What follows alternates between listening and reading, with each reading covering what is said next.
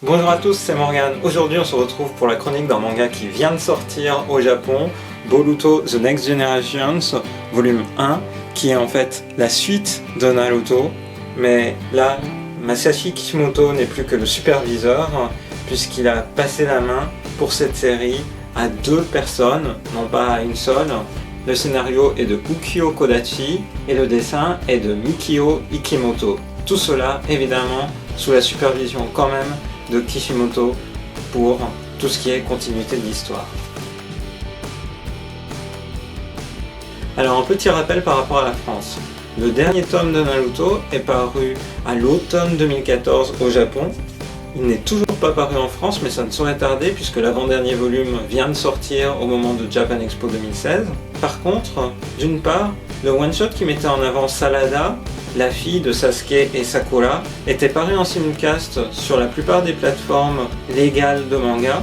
C'est ainsi que vous pouviez lire de manière légale sur Amazon, Isneo et autres les aventures de Salada qui recherchait désespérément son père, Sasuke. Et donc ce one-shot était vraiment plus orienté sur elle, même si on voyait Boruto dans le one-shot en question, mais là c'est vraiment Boruto le héros, évidemment avec toute la gamme de personnages qui est autour, et notamment les enfants de tous les personnages principaux qu'on a pu voir dans Naruto. Et ça, on le voit dès la couverture, puisqu'il y a évidemment Boruto, et il y a Salada, la fille de Sasuke et Sakura, et puis il y a Mitsuki, le fils d'Orochimaru. Par ailleurs, plus loin dans le manga, on découvre le fils de Gaara également. Alors un mot sur ce manga, il contient évidemment les premiers chapitres de Boruto The Next Generation, mais comme c'est indiqué en fait ici, il contient également un one-shot qu'avait réalisé directement Kishimoto. Donc là pour la peine c'est Kishimoto qui a à la fois réalisé le scénario et le dessin, dédié à Mitsuki, le fils d'Orochimaru.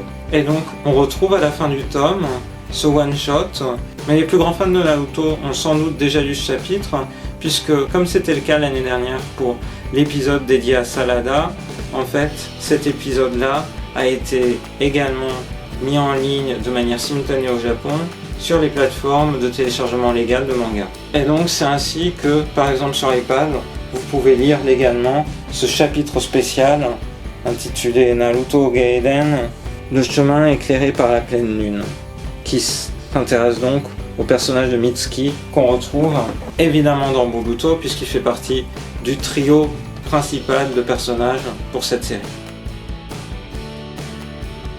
Un mot sur l'histoire, mais c'est simple. Boruto, le fils de Naruto, est en opposition avec son père, comme beaucoup d'enfants d'ailleurs, et il va chercher à se faire une place avec ses propres rêves et ses propres ambitions, et notamment il souhaite se faire entraîner par Sasuke dans l'espoir de découvrir les failles de son propre père. Pour cela, il va voir Sasuke qui en retour, avant d'accepter de le prendre comme disciple, lui demande de maîtriser le Rasengan.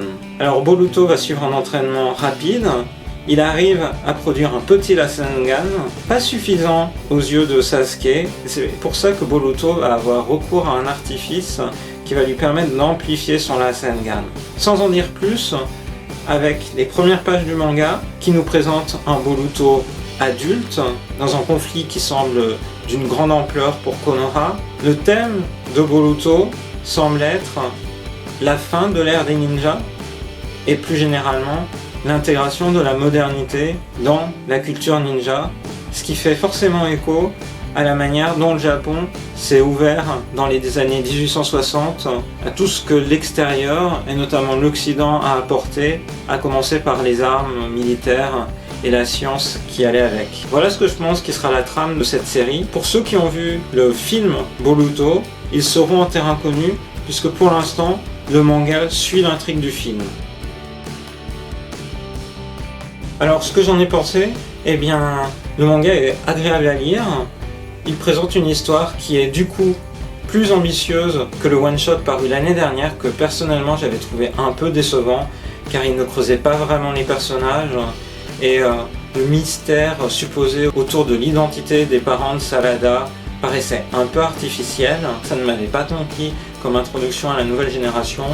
Mais là, en fait, j'ai l'impression que les différents auteurs impliqués peuvent s'appuyer sur une histoire prometteuse, une gamme de personnages qui est amenée à se développer au fur et à mesure. Sans doute d'autres personnages que simplement les enfants des héros passés vont être introduits ainsi progressivement. Et je pense que ça sera une série agréable sur le moyen terme. Seule surprise en fait, cette série est publiée seulement en rythme mensuel dans le Weekly Shonen Jump, ce qui est plutôt surprenant parce que le Weekly Shonen Jump a plutôt tendance à proposer des publications hebdomadaires pour chacune de ces séries.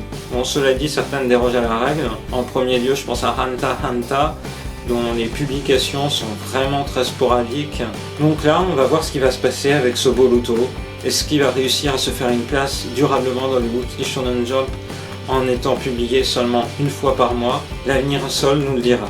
En tout cas, c'est un manga que je recommande pour les fans de Naruto, même si il n'est pas dessiné par l'auteur originel, le dessin est plutôt fidèle, et on oublie assez vite en fait que ce n'est plus Kishimoto qui réalise ces dessins-là. Pour finir, je suis assez curieux de la manière dont la série animée va également se développer. Alors la série animée, elle aussi, elle est loin d'atteindre la fin, même au Japon. Là, on voit que sur le manga en lui-même, il est teasé la sortie bientôt du dernier arc de la série Naruto, Naruto Last Battle, pour le face-à-face entre Naruto et Sasuke.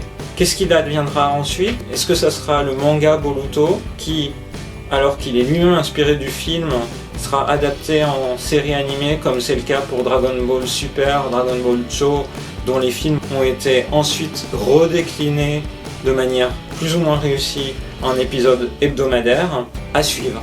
Voilà, j'espère que cette chronique à chaud du premier tome de Boruto qui vient de paraître au Japon vous a plu, et je vous donne rendez-vous à très bientôt pour une prochaine vidéo sur la chaîne de Rosalis. Bye bye.